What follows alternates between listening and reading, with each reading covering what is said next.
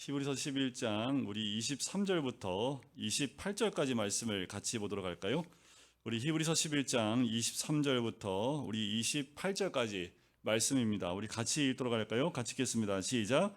믿음으로 모세가 났을 때에 그 부모가 아름다운 이임을 보고 석 달 동안 숨겨 왕의 명령을 무서워하지 아니하였으며 믿음으로 모세는 장성하여 바로의 공주의 아들이라 칭함받기를 거절하고 도리어 하나님의 백성과 함께 고난받기를 잠시 죄악의 낙을 누리는 것보다 더 좋아하고 그리스도를 위하여 받는 수모를 애굽의 모든 보화보다 더 큰 재물로 여겼으니 이는 상 주심을 바라봅니다. 믿음으로 애굽을 떠나 왕의 노함을 무서워하지 아니하고 곧 보이지 아니하는 자를 보는 것 같이 하여 참았으며 믿음으로 유월절과 피 뿌리는 예식을 정하였으니 이는 장자를 멸하는 자로 그들을 건드리지 않게 하려 한 것이며. 아멘. 오늘 믿음의 시리즈를 함께 매주 금요일마다 나누고 있습니다. 믿음은 여러 가지 표현으로 얘기를 하지요. 하지만 믿음의 클라이맥스라고 할 수 있다면 죽은 자를 살리시는 하나님을 믿는 부활의 믿음이 아닐까라는 생각이 듭니다. 믿음의 절정이 부활의 믿음이지요. 그런데 우리가 주변의 죽음을 참 많이 경험을 합니다. 장례를 치르면서 그 죽음 앞에 슬퍼하고 또 죽음 앞에 무너지는 우리들의 모습들도 많이 보게 되지요.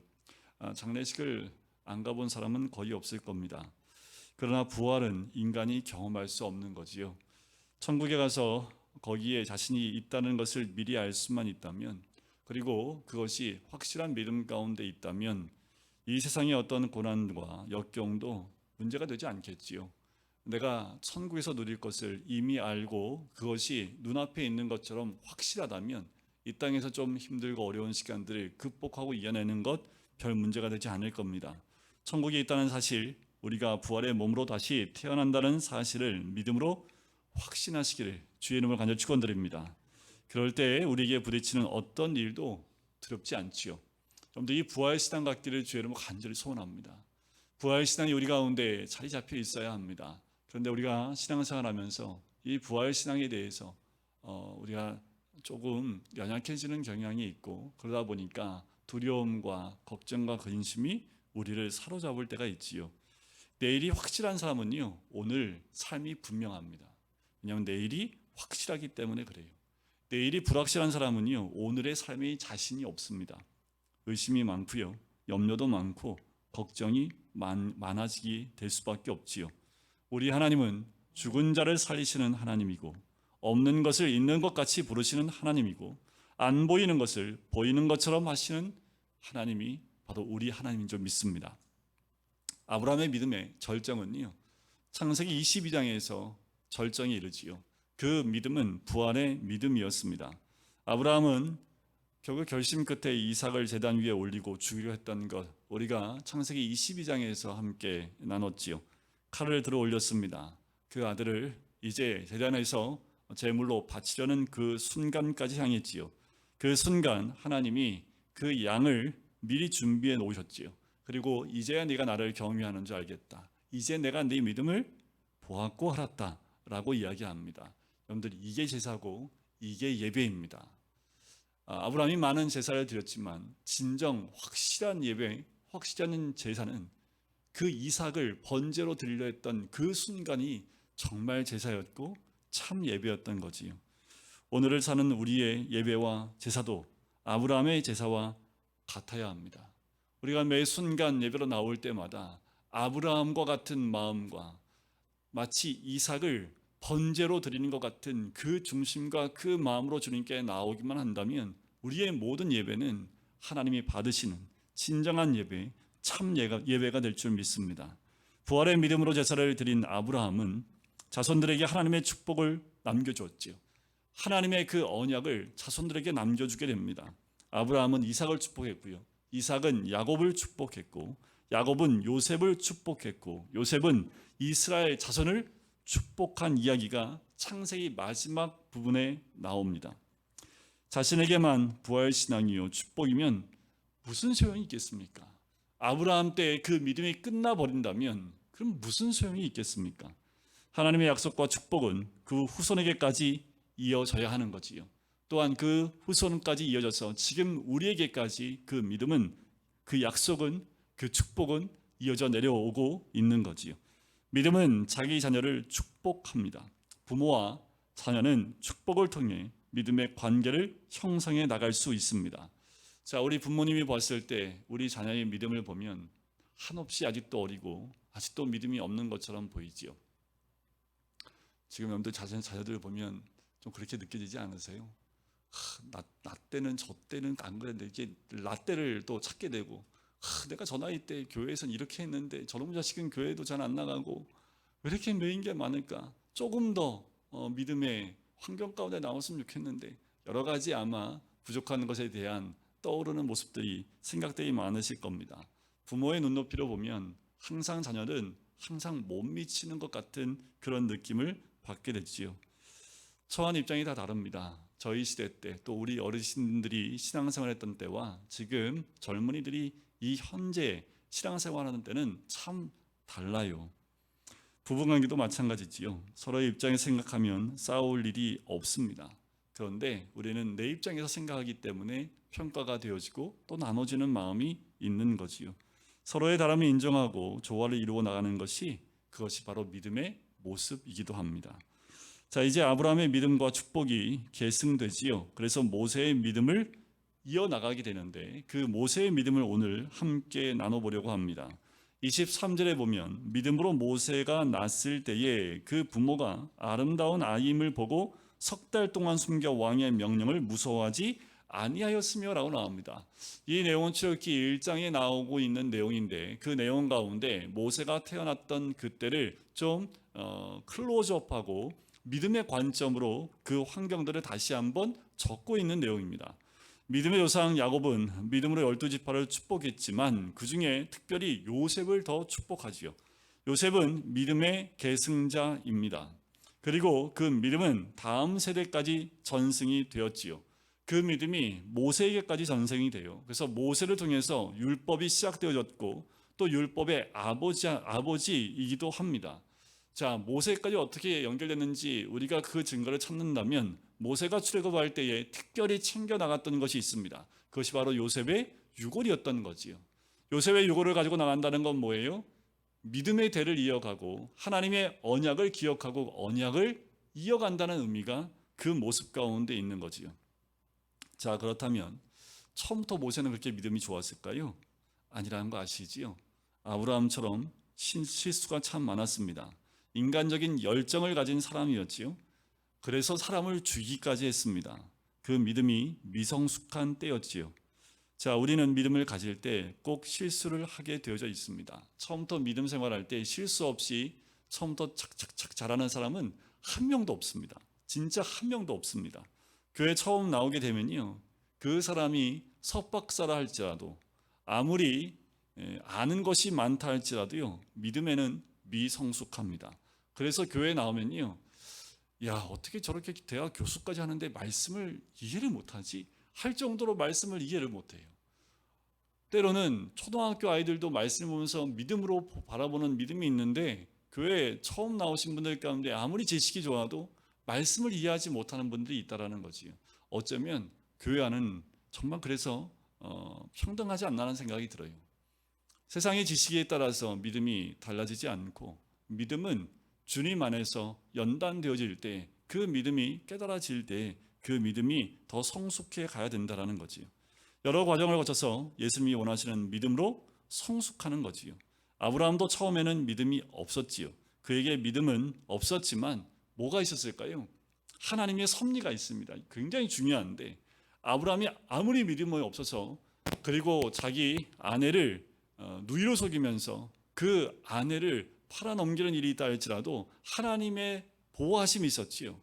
섭리가 있기 때문에 그렇습니다. 여러분, 우리를 인도하시는 하나님의 은혜와 그 섭리가 있다면 우리의 믿음이 연약하다 할지라도 하나님이 우리를 인도해 가신다라는 거지요. 믿음은 하나님의 섭리입니다. 모든 부모든 어느 부모든지 자식을 잘 가르치고 싶은 마음이 있지요.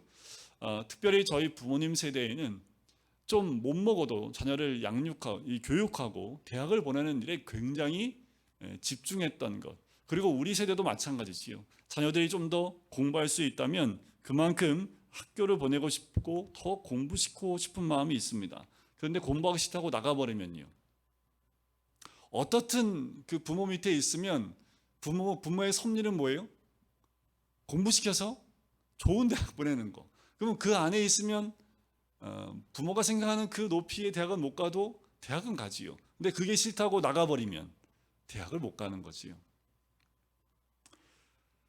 자식이 돌아와야 부모가 자식을 사랑할 수 있는 것과 마찬가지입니다. 하나님의 섭리 안에 있어야 그분의 보호를 받을 수 있습니다. 우리가 하나님의 섭리 안에 있을 때 하나님의 축복을 받을 수 있는 것과 마찬가지입니다. 여러분들, 하나님 섭리 안에 있어야 하나님의 믿음 가운데 우리가 보호되어지고 인도하심을 받을 수 있다라는 거예요. 모세의 믿음은 모세의 부모로부터 왔지요. 출애굽기를 보면 이스라엘 자손은 힘든 노역 생활을 잘 버텼습니다. 하나님의 보호하심이 있었기에 이스라엘 백성은 멸하지 않고 오히려 번성해 나갔습니다. 그것은 하나님의 섭리 안에 있으니까 죽음도 피해가는 것을 알 수 있어요.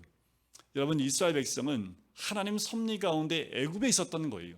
그러니 이스라엘 백성이 그런 고역 가운데에도 그 백성이 날로 어떻게 해요? 숫자가 불어납니다. 누가 불어나할 만큼이요? 애굽 왕 바로가 불어나할 만큼 그렇게 숫자가 늘어나요. 산파들을 시켜서 아들 나면 다 죽여버려라 라고까지 얘기했는데 산파들이 하나님을 두려워해서 죽이지 않지요. 오히려 하나님이 그 산파들을 축복해 주시는 것을 보게 됩니다. 아이들이 계속 건강하게 자라나자 바로 왕은 한 단계 높은 경고를 하지요.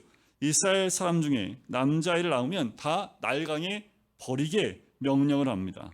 남자아이를 강으로 던지지 않으면 그 가정마다 큰 고난과 재앙을 받게 될 수밖에 없는 거죠. 이런 살벌하고 무시무시한 상황 속에서 모세의 부모는 모세를 죽이지 않고 몰래 키웠습니다. 오늘 23절 말씀이 그 내용이지요. 자, 여기서 우리가 한 가지 배워야 될 믿음이 있습니다. 이 부모의 믿음 가운데 이 믿음이에요. 세상 법보다 하나님의 법을 따르는 믿음입니다. 세상 법을 따르지 않으면 어떠한 공격과 어떠한 어려움과 어떠한 여러분들 그 고난을 겪을지 그 상상도 못할 그 어려움이 있음에도 불구하고 세상 법이 아닌 하나님의 법을 따라갔다라는 거예요. 하나님 법을 쉽게 놓지 않았다라는 거지요. 대부분의 사람들은 세상의 법을 두려워합니다. 그래서 하나님의 법을 너무 쉽게 놓아버리지요. 이는 하나님보다 인간의 세상의 법을 더 경외한다라는 의미입니다. 믿음은 믿음을 낳아요. 믿음에서 믿음에 이를 수 있는 거지요. 모세는 레위 지파인 부모의 믿음을 이어받아 태어났습니다. 모세의 아버지 믿음의 사람이었지요.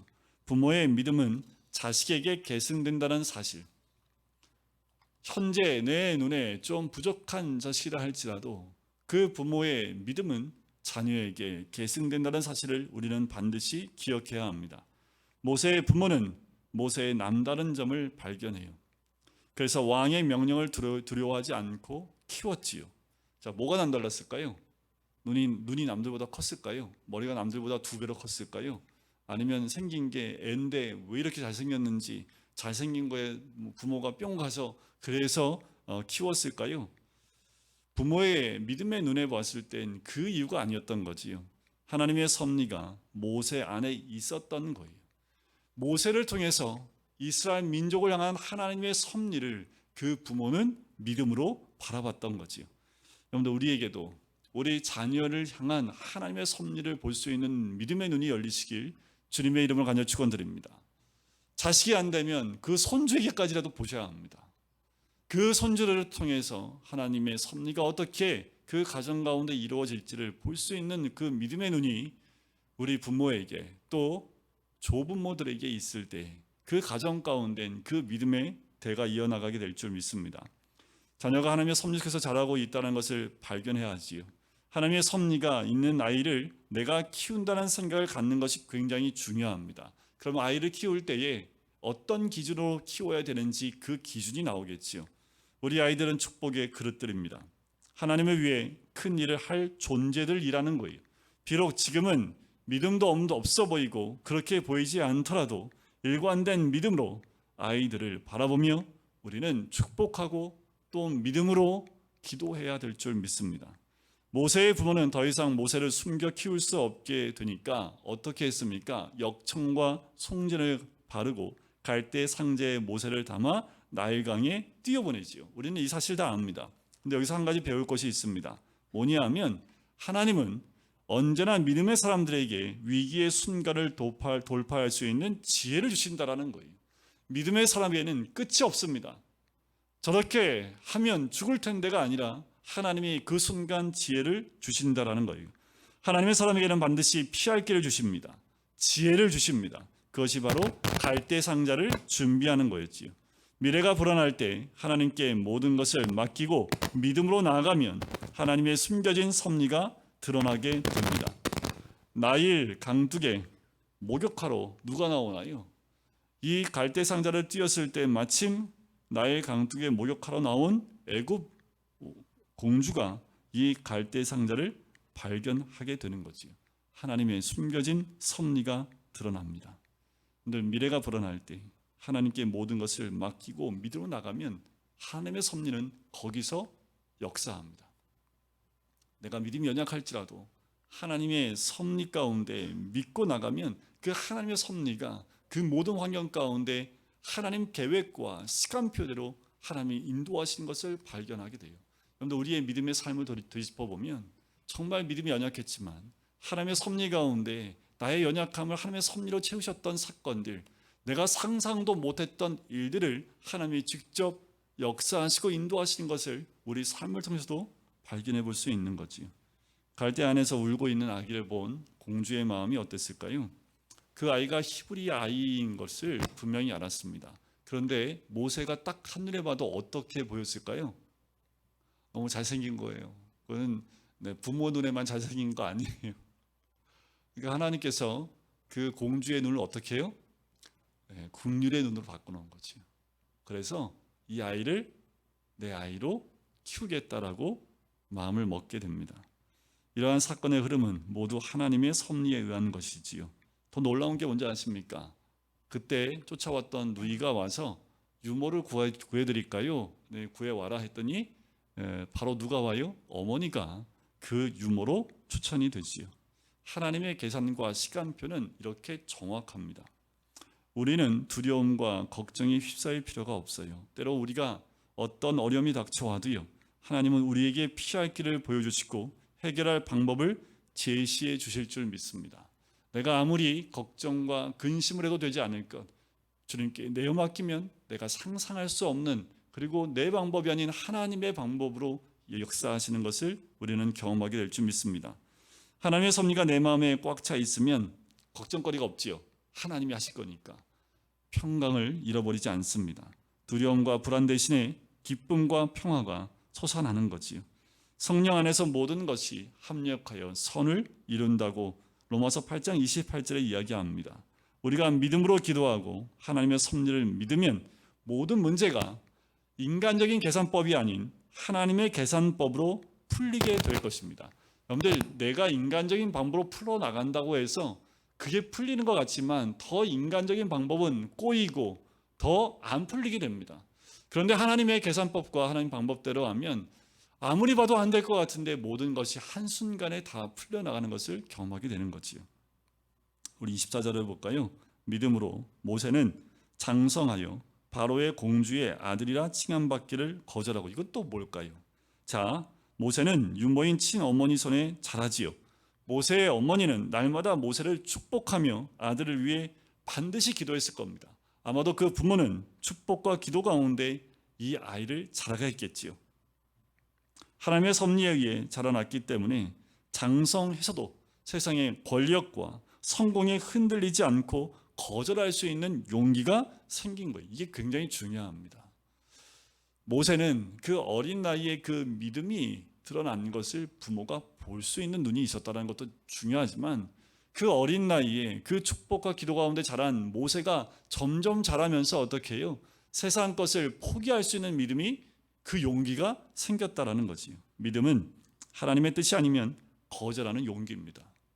세상 가운데 우리가 하나님 뜻이 아니면 버릴 수 있는 용기가 있는 것, 그것이 바로 믿음이지요. 또 믿음은 자신의 존재와 정체성을 바로 알게 해줍니다.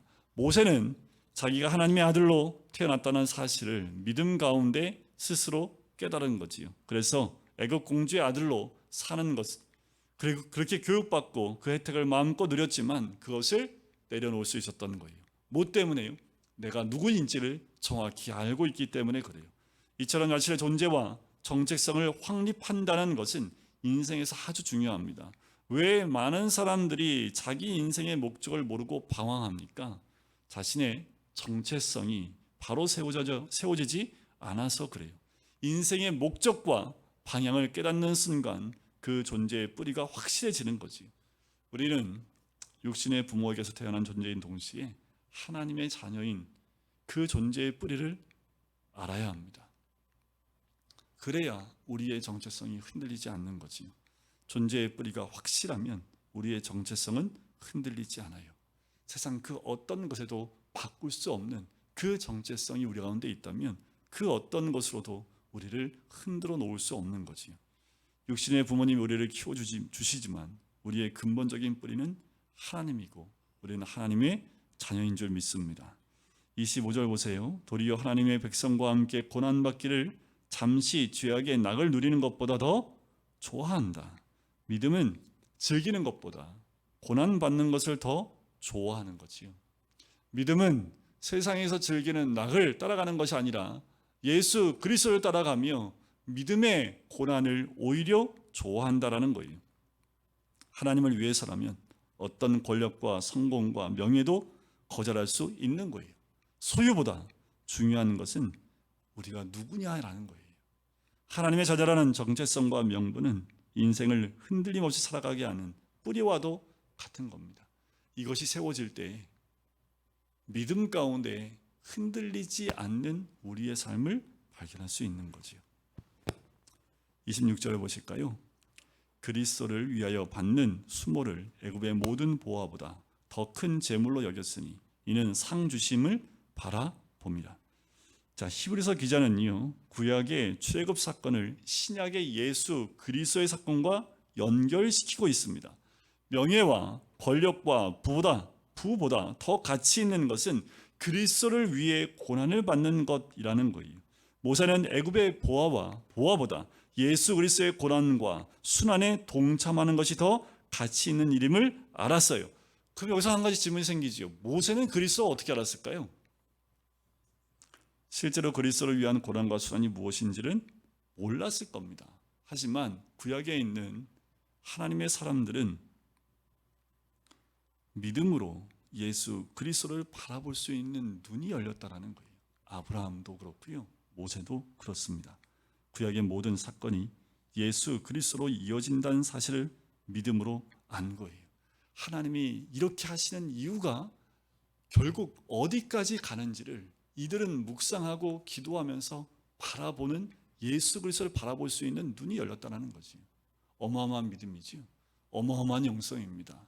우리는 이미 예수님이 이 땅에 오신 이후에 우리에겐 66권의 말씀이 있기에 언제든지 그 말씀 안에서 예수님을 깨닫고 예수님을 믿고 나갈 수 있지만, 구약에 있는 이 사람들은 믿음의 눈이 열리지 않으면 지금 구약에 이렇게 하고 있는 이 사건들이 무엇을 말하는지를 도저히 알 수 없는 거지요. 하지만 이들은 믿음으로 그것을 깨달았다라는 거예요. 우리 마음속에도 이런 모세의 믿음이 자리 잡기를 간절히 소원합니다.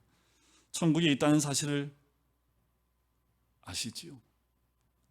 이 세상에서 제대로 살기 위해 그러면 애쓸 것입니다. 내가 천국 백성이고 천국이 확실히 있다면 이 땅에서 어떻게 살지가 정확하게 나오지요. 말과 행동들을 함부로 하지 않겠지요. 죄를 지을 수가 없겠지요. 믿음은 미래를 보는 능력이고 영혼을 보는 능력입니다. 27절을 보세요. 믿음으로 애굽을 떠나 왕의 노함을 무서워하지 아니하고 곧 보이지 아니하는 자를 보는 것 같이 하여 참았으며. 자, 믿음은 권력을 두려워하지 않습니다. 믿음은요, 폭력과 위협을 두려워하지 않습니다. 믿음은 왕의 진노를 두려워하지 않습니다. 믿음의 사람이 항상 추구하는 것은 하나님의 뜻이요, 하나님의 나라입니다. 무엇을 먹을까? 무엇을 마실까? 무엇을 입을까? 염려하지 말라고 했지요. 이 모든 것은 이방인이 구하는 것이며 하나님 믿는 우리는 하나님의 나라와 그분의 의를 구해야 합니다. 그러면 이 모든 것을 다 어떻게 해요? 더해 주시겠다 말씀하시지요. 믿음으로 살면요 절대로 망함이 없습니다. 믿음으로 살면 죽지 않아요. 하나님이 우리에게 부요한 축복을 주실 것이기 때문에 그렇지요. 그러한 믿음으로 살면 우리의 삶이 주님 안에서 건강해질 뿐입니다. 인간적인 방법으로 사는 것은 한때뿐이에요. 하나님이 기름 부어 주셔야 오래 갑니다. 믿음으로 밀고 나가면 하나님이 반드시 응답해 주신다라는 거지요. 모세는 모든 것을 포기하고 애굽을 떠났습니다. 이것이 믿음의 방향이요, 믿음의 힘이라는 거지요. 모든 것을 다 누릴 수 있는 자리이지만 믿음으로 그 모든 것을 내려놓을 수 있는 믿음의 힘이라는 거지요. 죽은 자를 살리시는 하나님, 없는 것을 있는 것 같이 부르시는 하나님을 우리는 반드시 알아야 합니다. 하나님은 인간의 눈으로 볼 수 없지만 믿음을 가진 사람은 하나님의 임재를 느낄 수 있는 거지요. 여러분들 예배 가운데 역사하시는 하나님, 매 순간마다 나와 함께 하시고 예배 시간 이 시간 하나님이 함께 하신다면 아브라함이 이삭을 바치는 것 같은 심령으로 나올 때 이 시간 역사하시는 하나님의 은혜를 누릴 뿐만 아니라 매 시간마다 우리 가운데 역사하시는 하나님의 은혜를 경험하게 될 줄 믿습니다. 28절 보세요. 믿음으로 유월절과 피 뿌리는 예식을 정하였으니 이는 장자를 멸하는 자로 그들을 건드리지 않게 하려 한 것이며. 자, 모세는 유월절이 예수 그리스도 십자가의 보혈을 상징하는 것임을 몰랐겠죠. 알 수가 없지요. 하지만 유월절 의식이 예수 그리스도의 대속을 의미함을 그는 믿음으로 바라볼 수 있는 눈이 열린 거지요. 그분이 예수 그리스도인지는 그가 알지 못하겠지만 결국 이 유월절의 의미가 참 구속의 의미라는 것을 모세는 바라보기 시작했던 거지. 믿음의 조상들은 하나님만 바라보며 믿음으로 나아갔지만 나중에 천국에 가면 그 모든 것이 확실해지겠지요. 사도 바울도 얘기합니다. 비밀이라고 얘기를 해요. 하지만 신약시대에 살고 있는 우리에게는 더 이상 비밀이 아니라고 얘기를 해요. 구약시대에는요 그 선지자를 통해서 비밀처럼 선포됩니다. 깨달을 수가 없어요. 무슨 말인지를 이해할 수가 없지요. 하지만 그 말씀을 선포했던 그 많은 믿음의 사람들에게는 그걸 깨달을 수 있는 하나님의 은혜를 누리게 된 거지요. 하나님 주신 믿음을 가지면 하나님과 친밀해지고요. 예수 그리스도의 십자가 고난이 이해가 되고요. 부활이 이해되고 천국이 이해됩니다. 우리 모두가 하나님 주신 그 믿음만 가지시고 매 순간마다 믿음의 고백이 있기를 간절히 소원합니다. 우리의 마음속에 하나님의 천국에 대한 상상력이 가득 차기를 바랍니다. 천국을 바라보며 천국에 대한 소망으로 가득 차시길 간절히 소원합니다. 성령을 받은 사람은 천국이 내 곁에 있다는 사실을 느끼며 사는 사람들이에요. 믿음으로 천국을 보고 예수님의 고난을 느끼고 십자가 사건을 깨닫게 되는 거지요. 예수 그리스도의 구속의 사건이 없는 믿음, 그 믿음은 공허한 믿음입니다. 교회 나오는데 대속의 믿음, 십자가의 대속의 믿음이 없다면 그건 인간적인 믿음이지요. 바람에 나는 교와 같은 믿음입니다. 사라지는 믿음일 수밖에 없어요. 아무리 우리 행위로 채운다 하더라도 채울 수 없는 거지요. 오직 믿음으로 행해야 합니다. 예수님만 바라보며 믿음으로 행하면 원망과 불평은 사라져요. 무슨 일이든 기쁨과 감사로 행하게 됩니다. 그런데 우리 안에 두려움과 걱정과 원망과 불평이 생겨난다면 내가 지금 무엇을 바라보고 있는지 한번 보세요. 그러면 답이 나옵니다. 내가 예수님을 온전히 바라보고 예수님을 묵상하고 있다면 내 안에는 걱정과 근심은 사라지게 될 줄 믿습니다. 참된 믿음이 우리 안에 뿌리 내려야겠지요. 믿음의 조상들의 믿음은 볼 수 없는 것을 보는 믿음이었습니다. 지금은 어떻습니까? 우리에게도 이 믿음이 임재한 줄 믿습니다. 우리도 천국이 보이지 않지만 그 보이지 않는 것을 보는 것 같은 믿음 가운데 우리가 죽게 나오는 줄 믿습니다. 근데 기도 제목들 있지요. 그 기도의 제목들은 이루어지지 않았지만 이루어진 줄 믿고 기도하는 것이 믿음의 기도입니다. 우리 자녀들에게 무엇을 나눠 주겠습니까? 우리 자녀들이 어떤 삶을 살까요? 우리 부모가 믿음으로 선포하고 보이지 않지만 내 눈앞에 있는 것처럼 믿고 고백하고 또 외칠 때, 또 기도할 때 하나님은 그 기도에 반드시 응답해 주실 줄 믿습니다. 우리는 예수 그리스도의 십자가 사건을 분명히 경험했습니다. 그리고 믿음의 사람 조상들보다 더 확실하고 단단한 믿음을 소유하고 있는 줄 믿습니다. 의심하고 갈등하며 흔들리지 마셔야 합니다. 세상 그 어떤 것으로도 나를 변화시킬 수 없었지만 예수 그리스도가 나를 변화시키는 것처럼 우리 가정을 변화시키는 것도 바로 예수 그리스도이고, 또 예수님만 바라보는 굳건한 믿음을 가질 때에 우리 삶 가운데 열려야 될 많은 것들이 열리게 될 줄 믿습니다. 이 믿음을 다시 한번 회복하는 이 밤 되어지길 주의 이름으로 간절히 축원드립니다. 부활의 믿음, 또 모세가 우리에게 알려주는 그 믿음이 우리 믿음의 고백이 되어지시길 주님의 이름으로 간절히 축원드립니다.